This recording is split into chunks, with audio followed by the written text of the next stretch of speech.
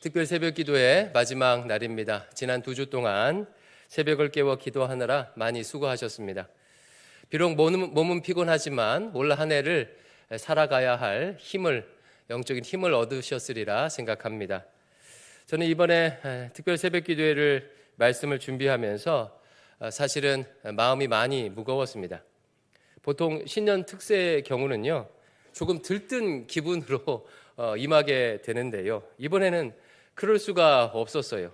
항공기 사고로 많은 분들이 생명을 잃은 상황, 불법적 비상계엄을 일으킨 대통령이 탄핵되고 체포되는 상황, 미국에서 대형 산불로 인해 수만 채의 집이 불타고 사람들이 죽는 상황 등 이런 안타깝고 끔찍한 상황을 보면서 말씀을 준비하고 설교를 한다는 것이 만만치 않았습니다.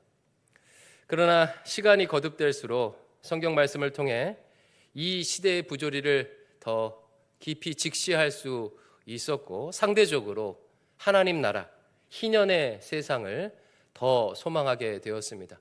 또 그 안에서 내가 해야 할 부분이 있구나라는 사명감도 다시 확인할 수 있었습니다. 아마 여러분들도 저와 비슷한 마음이었을 것입니다.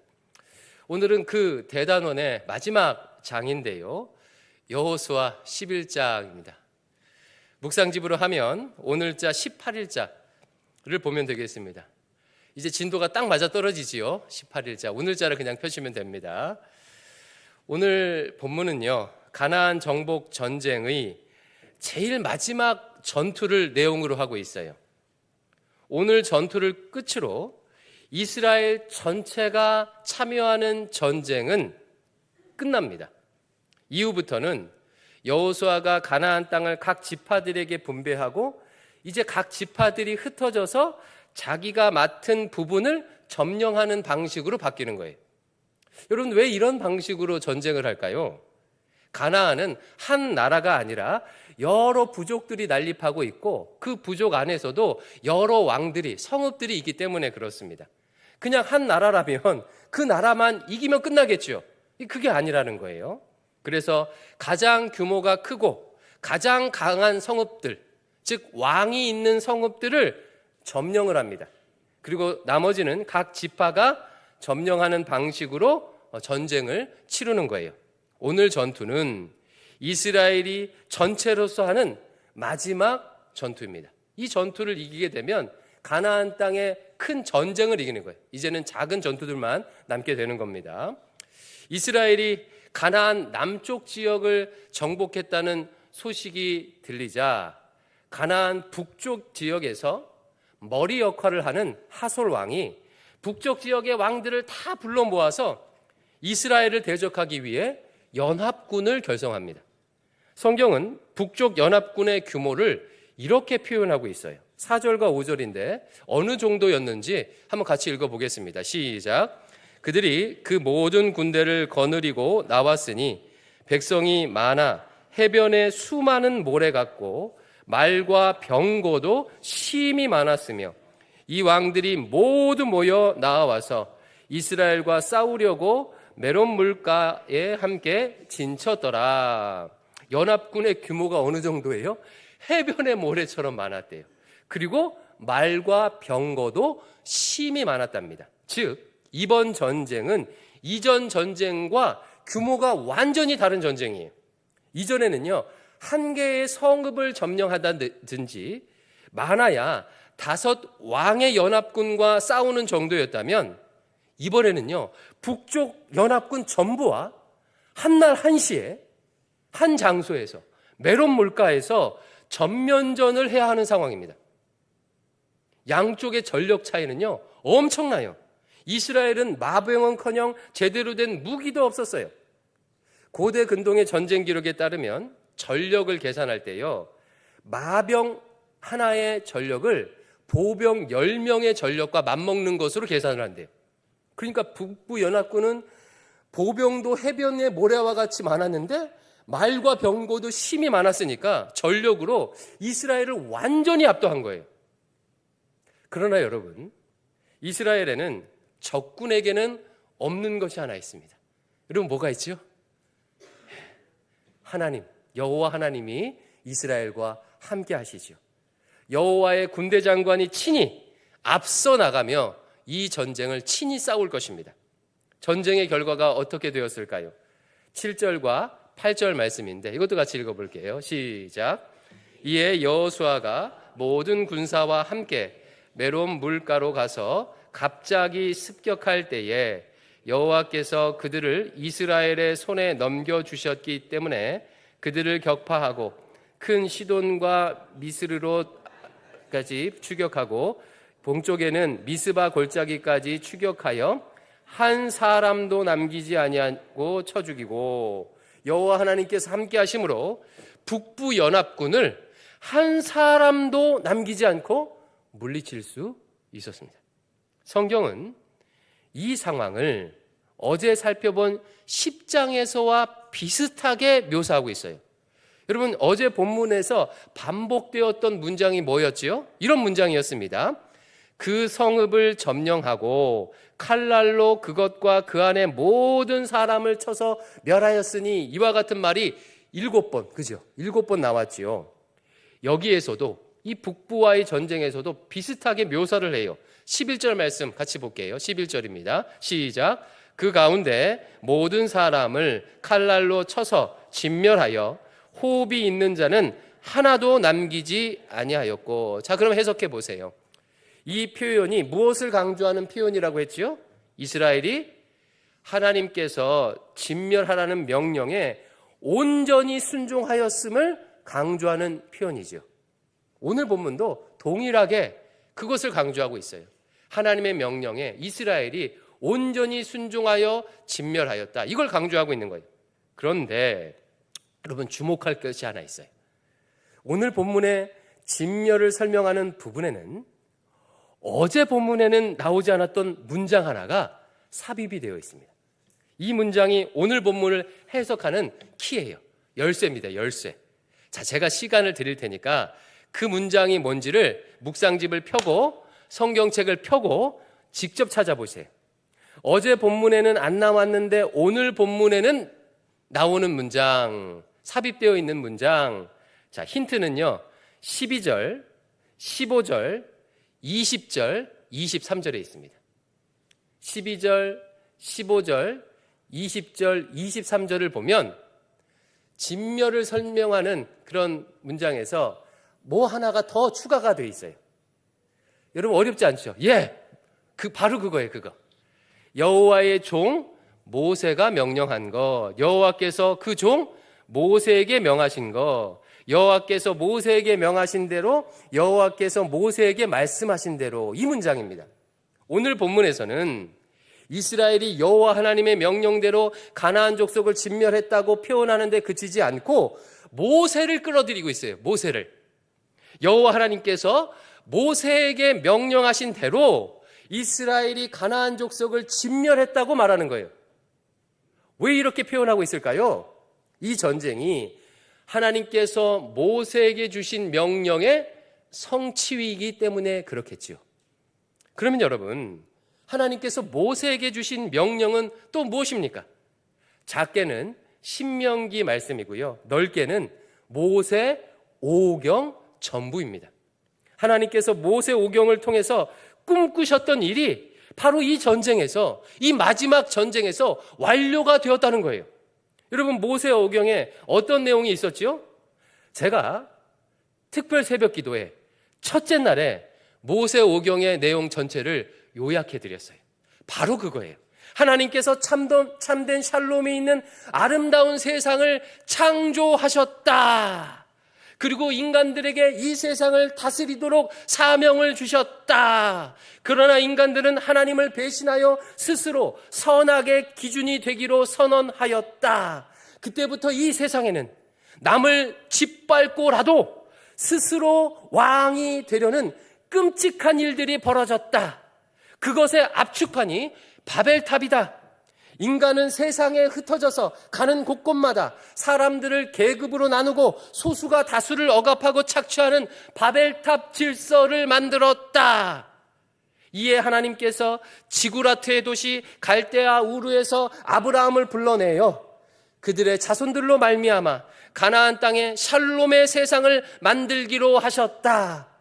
때가 찾아 애굽의 제일 밑바닥에 있던 히브리 노예들을 출애굽시켜서 바벨탑 질서가 만연한 가나안 성읍을 향해 진군시키셨다.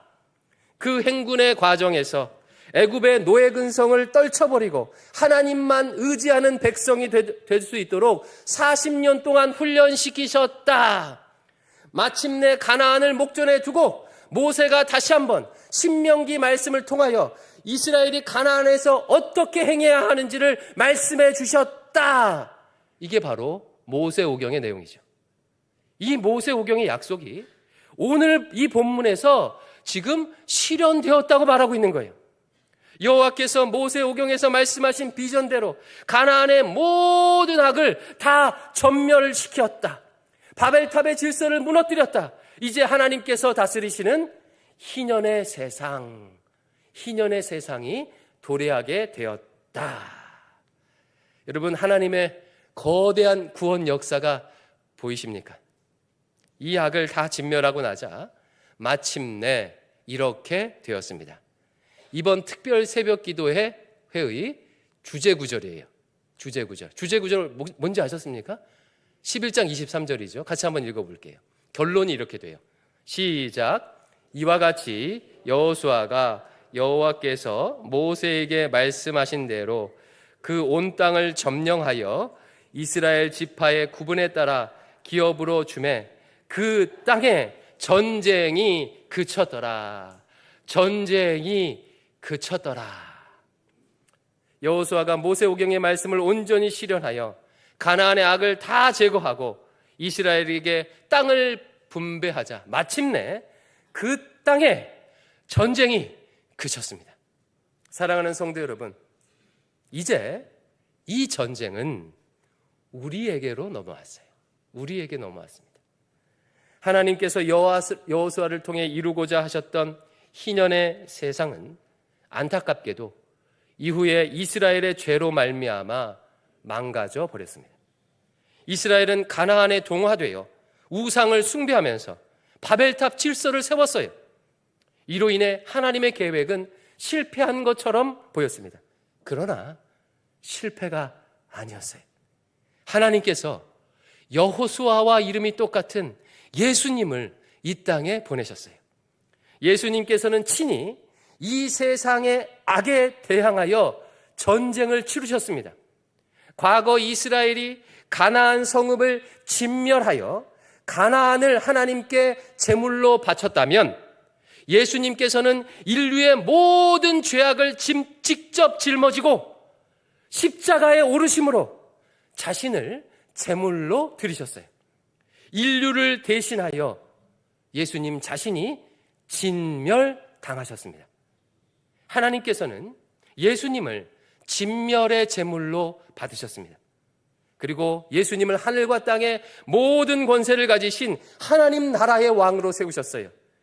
부활하신 예수님은 사탄 마귀의 머리를 짓밟고 죄가 지배하고 있던 이 세상에 하나님 나라를 이루셨습니다. 예수님의 부활로 마침내 이 땅에 사탄 마귀와의 전쟁이 그치고 새로운 희년의 세상이 선포되었어요. 이에 예수님께서는 이스라엘 12지파를 대신하여 12명의 제자들을 통해 교회를 세우시고 그들에게 땅을 분배해 주셨습니다. 교회의 땅을 분배해 주셨어요. 이제 너희들이 나머지 잔당들을 물리치고 그 땅을 온전히 차지하라. 땅끝까지 가서 제자 삼으라.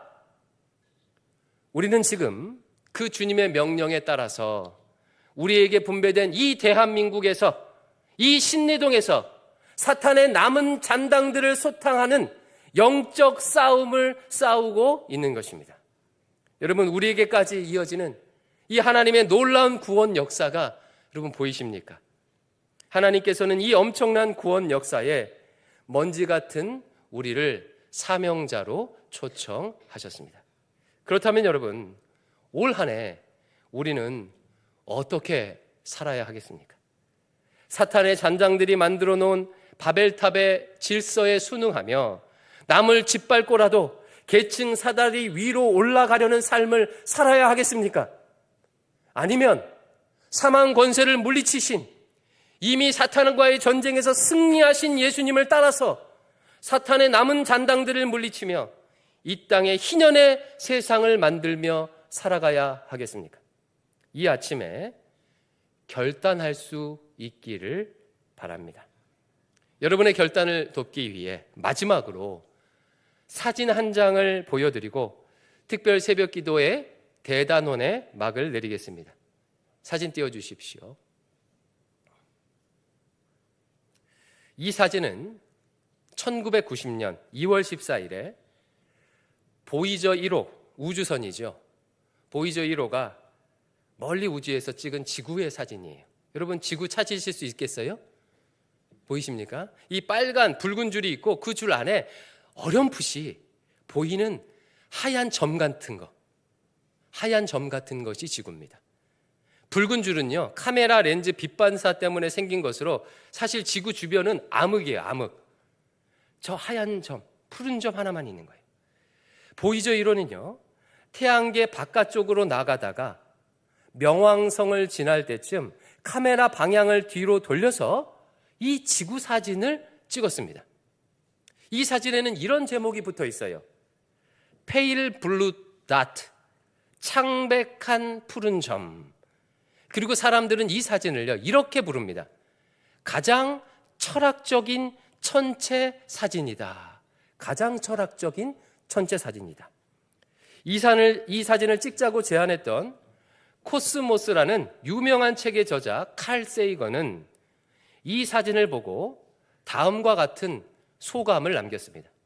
제가 칼 세이건의 소감을 직접 읽어드릴게요. 한번 잘 들어보십시오. 저 점을 보라. 저것이 우리의 고향이다.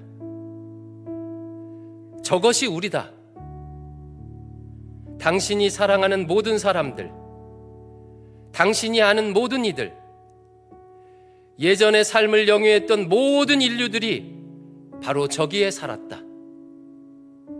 우리의 기쁨과 고통의 총량, 수없이 많은 그 강고한 종교들, 이데올로기와 경제 정책들, 모든 사냥꾼과 약탈자, 영웅과 비겁자, 문명의 창조자와 파괴자, 왕과 농부, 사랑에 빠진 젊은 연인들, 아버지와 어머니들, 희망에 찬 아이들, 발명가와 탐험가, 모든 도덕교사들, 부패한 정치인들, 모든 슈퍼스타, 최고 지도자들, 인류 역사 속의 모든 성인과 죄인들이 저기 저 티끌 위에 살았던 것이다. 지구는 우주라는 광활한 공간 속에 작디 작은 무대다. 승리와 영광이란 이름 안에 이 작은 섬 속의 한 조각을 차지하기 위해 수많은 장군과 황제들이 흘렸던 저 피의 강을 생각해보라. 이 작은 점, 한 구석에 살던 사람들이 다른 구석에 살던 사람들에게 보여주었던 그 잔혹함을 생각해보라. 얼마나 자주 서로를 오해했는지, 얼마나 길을 쓰고 서로를 죽이려 했는지, 얼마나 사무치게 서로를 증오했는지를 한번 생각해보라. 우리가 사는 이 행성은 거대한 우주의 흑암으로 둘러싸인 한 점, 외로운 티끌일 뿐이다. 여러분, 정말 그렇습니다.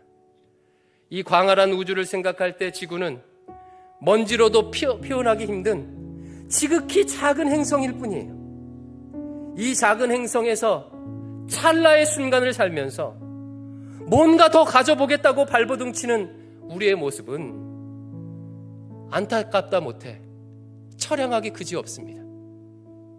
여러분, 먼지도 안 되는 우리의 삶이 의미가 있을 수 있을까요? 우주를 생각해 보세요. 인생에 의미라는 것이, 정녕 의미라는 것이 우리 인생에 있을 수 있는 것일까요? 성경은 말합니다. 유한한 먼지가, 의미 없는 민지가 영원한 의미를 가지는 방법은 단 하나다. 이 광활한 우주를 창조하신 영원하신 하나님과 연결되는 것, 영원에 잇대는 것, 영원과 하나 되는 것. 안타깝게도요, 칼 세이건은 자신의 글의 결론에서 인생의 허무함을 말하며 다음과 같이 끝맺었어요. 이 광활한 우주 속에서 우리를 구해줄 것은 그 어디에도 없다. 과학자의 결론입니다. 그러나 성경은 이렇게 말해요. 이 광활한 우주를 창조하신 하나님, 온 우주보다 크신 하나님께서 저 작은 지구별 위에 사는 나를 위하여, 저 창백한 푸른 점에 사는 나를 위하여, 광대한 우주를 생각할 때 보이지도 않는 나를 위하여 자신의 모든 것을 내어주셨다. 영원하신 하나님께서 먼지를 위해 십자가를 지셨다. 여러분, 그 사랑이 가늠이 되십니까? 우주보다 크신 하나님께서 나 한 사람을 위해서 십자가를 지셨다는 사실이 가늠이 되십니까? 우주를 생각해 보세요. 이 말도 안 되는 사랑 때문에 먼지보다 작은 나의 삶이 영원한 의미를 가지게 되었습니다. 잠시 이 시간, 이 사진을 보면서 우리의 덧없음과 하나님의 사랑을 묵상하겠습니다. 그리고 남은 삶을 어떻게, 무엇을 위해 살아야 할지 생각해 보시기 바랍니다. 사진 띄워주십시오. 불 꺼주시고요. 잠시 동안 우리 침묵하며 이 사진을 묵상하겠습니다.